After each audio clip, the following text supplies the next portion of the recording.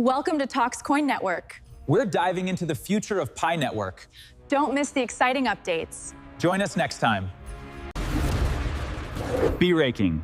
Pi Network's node infrastructure is quietly taking another important step forward. Many pioneers only noticed the Pi desktop version 0.6.1 update.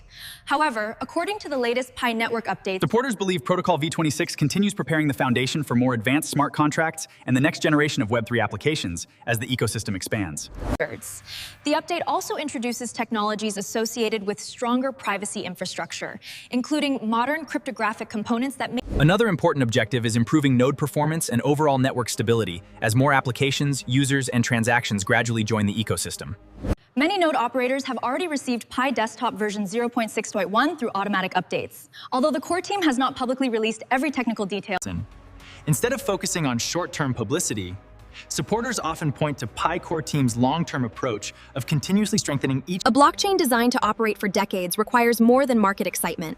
It needs a strong technical foundation capable of supporting future innovation.